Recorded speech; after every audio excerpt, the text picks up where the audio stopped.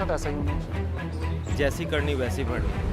केजरीवाल को गिरफ्तार करना एक साजिश है। सेलेक्टिव तरीके से सिलेक्टिव लोगों को ही करना, ये एक प्रश्न चिन्ह है। জয় হিন্দ জয় ভারত। ডিয়ার ভিউয়ার্স, আপনারা নিশ্চয়ই জানেন যে দিল্লির মুখ্যমন্ত্রী অরবিন্দ কেজরিওয়ালজিকে গ্রেফতার করা হয়েছে। তিনি এখন ইডির হেফাজতে রয়েছেন। কিন্তু কেন? ইডি, যার নাম এখন আমাদের প্রায় শুনতে হয়, সেই ইডির বয়ান অনুযায়ী অরবিন্দ কেজরিওয়ালজিকে দিল্লির লিকার স্ক্যাম বা দিল্লির আবগারি কেলেঙ্কারির সঙ্গে জড়িত থাকার দায়ে গ্রেফতার করা হয়েছে। যদিও বিরোধীরা বলছে যে লোকসভা ভোটের আগে বিরোধীদের কণ্ঠরোধ করবার জন্য প্ল্যানফুলি বিজেপি গভর্নমেন্ট তাদের ইডিকে অরবিন্দ কেজরিওয়াল সহ বিরোধীদের দিকে লেলিয়ে দিয়েছে এবং অরবিন্দ কেজরিওয়াল সহ একের পর এক বিজেপির সমস্ত বিরোধী দলের নেতাদেরকে গ্রেফতার করে জেলে পাঠানোর ব্যবস্থা করা হচ্ছে। সোজা কথায়, কখনো ইনকাম ট্যাক্স, কখনো ইডি, কখনো সিবিআইকে ব্যবহার করা হচ্ছে শুধুমাত্র বিরোধী নেতাদের আক্রমণ করার জন্য, ভোটের আগে তাদের ভয়ভীত করবার জন্য, তাদের দমন করবার জন্য। অর্থাৎ ইডি বলছে যে দিল্লির লিকার স্ক্যাম এ জড়িত থাকার জন্য অরবিন্দ কেজরিওয়ালকে গ্রেফতার করা হয়েছে। আর বিরোধীদের মতে এটা আসলে ভোটের আগে বিজেপির বিরোধীদেরকে নিকেশ করে দেওয়ার একেবারে মাস্টার প্ল্যান। এখন আমরা যারা সাধারণ মানুষ, তাদের পক্ষে বুঝে ওঠা মুশকিল যে কোনটা সত্যি আর কোনটা মিথ্যে, কোনটা ন্যারেটিভ আর কোনটা ফ্যাক্ট। তাই আজকের এই ভিডিওটাতে আসুন দেখে নিই ডেটা কি বলছে। চলুন প্রথমেই আমরা বিরোধীদের অভিযোগটা নিয়েই আলোচনা করি। দেখুন, 2014 সাল থেকে আজ পর্যন্ত, মানে এই 2024 সাল পর্যন্ত ইডি যতগুলো মামলা দায়ের করেছে তার 95% মামলা কিন্তু বিরোধী নেতাদের বিরুদ্ধেই হয়েছে। দিস ইজ আ ফ্যাক্ট যে 95% ইডির অ্যারেস্ট বিরোধী দলের নেতাদের প্রতিই হয়েছে। যার মানে হলো যাদের উপরে তদন্ত চলছে, যারা গ্রেফতার হয়েছে, যাদের বাড়িতে রেড চালানো হয়েছে, তারা সবাই বিরোধী দলের নেতা। যদি আমরা পরিসংখ্যান দেখি, 2014 সাল থেকে আজ পর্যন্ত 121 জন বিশিষ্ট রাজনীতিবিদকে ইডি তদন্তের অধীনে নিয়ে এসেছে, যাদের মধ্যে কিন্তু 115 জনই বিরোধী দলীয় নেতা। মানে ওই 95% যে পরিসংখ্যানটা বলছিলাম সেটা কিন্তু সত্যি। অতএব এই বিষয়ে বিরোধীদের যে অভিযোগ তার কিন্তু সারবত্তা আছে। প্রথম পয়েন্টটা আশা করি আপনারা বুঝলেন। এবার চলুন আমরা অরবিন্দ কেজরিওয়ালজির গ্রেপ্তারির প্রসঙ্গে কথা বলি। শুরুতেই আমরা বলেছি যে দিল্লির মুখ্যমন্ত্রী অরবিন্দ কেজরিওয়ালজি ইডির হেফাজতে আছেন। কেন? না, লিকার পলিসি স্ক্যামের তদন্তের জন্য। এটা আমরা জানি।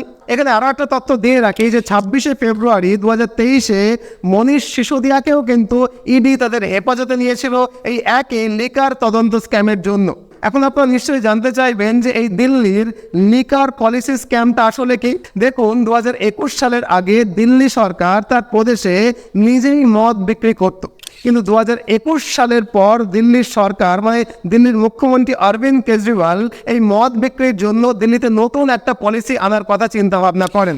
এই পলিসি তৈরির সময় দিল্লি সরকার বলেন যে লিকার বা মদ বিক্রি করাটা স্টেট গভর্নমেন্টের জন্য ঠিক নয়। তাই অরবিন্দ কেজরিওয়াল বলেন যে এই মদ বিক্রির ব্যাপারটা সম্পূর্ণভাবে বেসরকারিকরণ করা উচিত। কেজরিওয়াল সরকার ঠিক করেন যে তারা মদ বিক্রির জন্য বেসরকারি সংস্থা যারা রয়েছে তাদেরকে লাইসেন্স দেবেন এবং এই লাইসেন্স দেওয়ার জন্য সরকার ওই বেসরকারি কোম্পানিগুলোর কাছ থেকে ফিজ নেবে। এজন্য তারা দিল্লিকে 32টা জোনে ভাগ করেন এবং বেসরকারি সংস্থাদেরকে লাইসেন্স দেন। লাইসেন্স পাওয়ার পরে প্রতিটা জোনে এই বেসরকারি কোম্পানিরা 27টা করে দোকান খোলার অনুমতি পাবে এবং লাইসেন্স নেওয়ার জন্য এই কোম্পানিরা সরকারকে একটা সুনির্দিষ্ট ফিস দেবে। কিন্তু এখানে একটা মজার ব্যাপার হলো, এই নতুন নিয়মে যারা লাইসেন্স পেয়েছিল তাদের মদের বোতলে যে এমআরপি থাকে, সেই এমআরপিতেই তাদেরকে বেচতে হবে এরকম কিন্তু কন্ডিশন রাখা হয়নি। বরং তারা তাদের নিজস্ব মূল্য নির্ধারণ করতে পারবে, এমনকি ডিসকাউন্টও দিতে পারবে। মানে ধরুন কোনো একটা মদের বোতলের গায়ে এমআরপি লেখা আছে 100 টাকা, যদি ওই কোম্পানি চায় তাহলে সেই বোতলটাকে 120 টাকা, এমনকি 150 টাকা, চাইলে 200 টাকাতেও বিক্রি করতে পারে, তাতে কোনো বাধা নেই। আবার যদি তারা চায় ডিসকাউন্ট দিয়ে 90 টাকা, 80 টাকা বা 70 টাকাতেও তারা বিক্রি করে দিতে পারে, যেখানে এমআরপি রয়েছে 100 টাকা। এই যে নীতি, এই নীতির উদ্দেশ্যগুলো কাগজে কলমে দেখুন বেশ পরিষ্কার মনে হচ্ছে না? সরকার কেন এই নিয়মগুলো করেছিল তার পেছনেও কিন্তু সুনির্দিষ্ট যুক্তি তারা দিয়েছিল। কি যুক্তি? 4টে যুক্তি। প্রথমত, মদের কালোবাজারি বন্ধ হয়ে যাবে।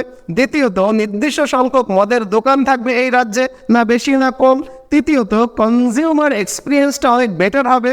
এবং অবশ্যই ফাইনালি চতুর্থত সরকারের রেভিনিউ অনেক বৃদ্ধি পাবে। দেখুন, এই পর্যন্ত সমস্ত কিছু শোনার পরে সবকিছু ঠিকঠাকই লাগছে, কিন্তু গল্পটা আরেকটু এগিয়ে নিয়ে গেলেই কিন্তু আমরা কেলেঙ্কারি বা স্ক্যামটা বুঝতে পারবো। চলুন আলোচনা করা যাক দিল্লির এই নতুন নিয়মে স্ক্যামটা ঠিক কোথায় হয়েছিল, মানে কেলেঙ্কারিটা ঠিক কি ঘটেছিল। দেখুন, 4 জুলাই 2022-এ দিল্লির মুখ্য সচিব LG সাক্সেনা দিল্লির মুখ্যমন্ত্রী অরবিন্দ কেজরিওয়ালের কাছে একটা রিপোর্ট পাঠায়। সেই রিপোর্টে কিছু কারচুপির কথা উল্লেখ করেন। কে কারচুপি সেটা পরে বলছি, কিন্তু ঘটনা ঘটলো কি, এই রিপোর্ট সামনে আসার সাথে সাথেই মানে 31 জুলাই 2022-এর মধ্যেই স্টেট গভর্নমেন্ট এই পলিসিটা যেটা চালু করেছিল সেটা দিল্লি থেকে অবিলম্বে বন্ধ করে দিল। এই সময় সিবিআই অ্যাক্টিভ হয়ে গেল এবং 17 আগস্ট মনীষ সিসোদিয়া সহ আরও 14 জনের বিরুদ্ধে সিবিআই এফআইআর দায়ের করল। এই এফআইআরে 3টি অনিয়মের প্রশ্ন সিবিআই তুলেছিল। প্রথম প্রশ্নটা হচ্ছে, লাইসেন্স দেওয়ার সময় কিছু সংস্থাকে ইচ্ছে করে দিল্লির সরকার ফেভার দিয়েছে। দ্বিতীয়ত, অনেক ক্ষেত্রে লাইসেন্স ফিজ মুকুব করে দেওয়া হয়েছে। এবং তৃতীয়ত, যারা লাইসেন্স নিয়েছে তাদের আন্ডিও ফেভার দেওয়া হয়েছে। এফআইআরে সিবিআই কোন কোন অভিযোগগুলো করেছিল আশা করি আপনারা বুঝতে পারলেন। যাই হোক, এফআইআর করার পরে ইনকোয়ারি শুরু হলে ভিজিলেন্স ডিপার্টমেন্টের রিপোর্টে বলা হলো যে দিল্লির এক্সাইজ মিনিস্টার মনীষ সিসোদিয়া নিয়মের বাইরে গিয়ে 144 কোটি টাকা লাইসেন্স ফিজ মুকুব করে দিয়েছে। মানে ফিজ হিসাবে 144 কোটি টাকা দিল্লি সরকারের তহবিলে জমা পড়তে পারত, কিন্তু মনীষ সিসোদিয়া যেহেতু আবগারি মিনিস্টার, তিনি এটা ওই কোম্পানিদের স্বার্থে কোনো এক অজ্ঞাত কারণে মুকুব করে দিয়েছে, মানে মাফ করে দিয়েছে। মানে সরকার যে টাকাটা পেত সেই টাকাটা পায়নি। ভিজিলেন্স ডিপার্টমেন্টের রিপোর্টে 2 দিন পরেই 19 আগস্ট সিসোদিয়ার বাড়িতে সিবিআই অভিযান চালায় এবং 30 আগস্ট তার ব্যাংক লকারেও তল্লাশি চালানো হয়। কিন্তু মনীষ সিসোদিয়া বলছেন যে সিবিআই তাকে তার বাড়ি থেকে না লকার থেকে কোনো কিচ্ছুটা পাননি। এরপরে 27 সেপ্টেম্বর 2022 থেকে পরের মাসগুলোতে এই মামলায় একের পর এক আপ নেতাদেরকে মানে আম আদমি পার্টির নেতাদেরকে এবং মদ সংশ্লিষ্ট ব্যবসায়ীদেরকে গ্রেফতার করা শুরু হয়, তাদের জিজ্ঞাসাবাদ করা শুরু হয়। এমনকি BRS নেতা কবিতাকেও গ্রেফতার করা হয় এবং তাকে রীতিমতো জিজ্ঞাসাবাদ করা হয়। 17 অক্টোবর মনীষ সিসোদিয়াকে 9 ঘন্টা জেরা করা হয় এবং এই সময়ে মনীষ সিসোদিয়া দাবি করেন যে বিজেপি নাকি তাকে আপ পার্টি ছেড়ে বিজেপিতে জয়েন করবার জন্য চাপ দিয়েছে। দেখুন, এই কথাটা সত্যি নাকি মিথ্যা এটা আমি জানি না, এমনকি আমার এই বিষয়ে কোনো জানার কথাটাও নয়। যা তদন্ত চলাকালীন সাউথ গ্রুপ নামে একটা লিকার লবি এগিয়ে এসেছিল। তারা বলে যে মানে আম আদমি পার্টি তাদের কাছ থেকে 100 কোটি টাকা গোয়ার ইলেকশন ক্যাম্পেনের জন্য ব্যবহার করবার জন্য নিয়েছে। এই অভিযোগের ভিত্তিতে 9 ফেব্রুয়ারি 2023 তারিখে গোয়ার যে মিডিয়া সংস্থা অ্যাপের নির্বাচনী ক্যাম্পেইন পরিচালনা করছিল তাদের ডিরেক্টর রাজেশ দোষীকে গ্রেপ্তার করা হলে তিনিও বিষয়টা কনফার্ম করেছেন। মানে তার সংস্থা গোয়ার ইলেকশন ক্যাম্পেনের জন্য যে আপের কাছ থেকে 100 কোটি টাকা নিয়েছেন এই কথাটা স্বীকার করেন। 9 মার্চ 2023 তারিখে মনীষ সিসোদিয়াকে মানি লন্ডারিং এর চার্জে গ্রেফতার করে ইডি।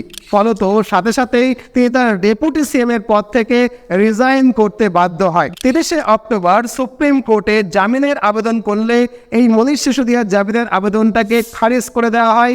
কোর্ট বলে এখানে 338 কোটি টাকার কিছু হিসেবে গলমিল দেখা যাচ্ছে। এখানে বলে রাখা ভালো যে এই জামিন আবেদন যে খারিজ করে দেওয়ার ব্যাপার এটা কিন্তু নতুন নয়। অনেক সময় প্রভাবশালী ব্যক্তিকে জামিন দেওয়ার আগে আদালত দুবার ভাবে, কারণ সে তার প্রভাবকে ব্যবহার করে উইটনেসদেরকে ইনফ্লুয়েন্স করতে পারে বা অন্য কোনো প্রমাণ যেটা তদন্তের জন্য লাগবে সেটাকে মুছেও ফেলতে পারে। এরপরে এই কেলেঙ্কারি তদন্তের জন্য অরবিন্দ কেজরিওয়ালকে ইডি একে একে 9টা সমন পাঠিয়েছিল, যার প্রত্যেকটাতেই কিন্তু অরবিন্দ কেজরিওয়াল এড়িয়ে গেছেন। ওনার বক্তব্য ছিল যে তিনি এই মামলার আসামি নন, তাই তাকে সমন পাঠানো একেবারে বেআইনি। এমনকি অরবিন্দ কেজরিওয়াল দিল্লির হাইকোর্টে এই সমনগুলোকে চ্যালেঞ্জ করে মামলাও করেন, কিন্তু হাইকোর্ট তার আবেদনকে নাকচ করে দেন। ফলত 21 মার্চ 2024 ইডি অরবিন্দ কেজরিওয়ালজিকে গ্রেফতার করেন এবং সেই থেকে আজ পর্যন্ত দিল্লির মুখ্যমন্ত্রী ইডির হেফাজতেই রয়েছেন। এখন ইডির চার্জশিটে বলা হয়েছে যে মদের পাইকারি ব্যবসায় বেসরকারি সংস্থাগুলোকে সরকার 12% মার্জিন দিয়েছিল, যা থেকে আপ 6% কিকব্যাক নিচ্ছিল, মানে 12% তারা লাভ করবে, 6% লাভের টাকা আপের তহবিলে জমা দেবে। সিবিআইয়ের দায়ের করা এই এফআইআরে 15 জনের এমন মানুষের নাম এসেছে, তাদের মধ্যে একজন হলেন দীনেশ আরোরা, যিনি এই কিকব্যাকের টাকা অ্যারেঞ্জ করতেন, মানে পার্টি তহবিলে নিয়ে আসতেন। ইডি জানিয়েছেন যে বড় বড় রেস্টুরেন্টে যেখানে মদ বিক্রি হতো, তারা আপকে 82 লক্ষ টাকার পর্যন্ত বড় চেক দিয়েছেন নির্বাচনী তহবিলে বা নির্বাচনী ফান্ডে। এখন কেজরিওয়াল সুপ্রিম কোর্টে তার জামিনের জন্য আপিল করেন, কিন্তু এই ভিডিওটা যখন রেকর্ড করা হচ্ছে, সর্বশেষ খবর হলো 15 এপ্রিল পর্যন্ত কেজরিওয়ালজিকে বিচার বিভাগীয় হেফাজতে রাখা হবে। এখানে একটা কথা বোঝা খুব গুরুত্বপূর্ণ, রাজ্য সরকারের টাকা আর দলের টাকার হিসাব কিন্তু আলাদা। রাষ্ট্রের অর্থ রাষ্ট্রের কাজে ব্যবহৃত হয়, নাগরিকদের কল্যাণমূলক কাজের জন্য ব্যবহৃত হয়। অন্যদিকে দলের টাকা দলীয় কাজে ব্যবহৃত হয়, যেমন নির্বাচনী প্রচার, বিজ্ঞাপন চালানো ইত্যাদি কাজে ব্যবহার করা হয়। এই পার্থক্যটা বুঝলে আশা করি কেলেঙ্কারির ব্যাপারটা আপনারা নিশ্চয়ই বুঝতে পারবেন। এখনো পর্যন্ত এই মামলায় 4 জন শীর্ষ আপ নেতাকে গ্রেপ্তার করা হয়েছে।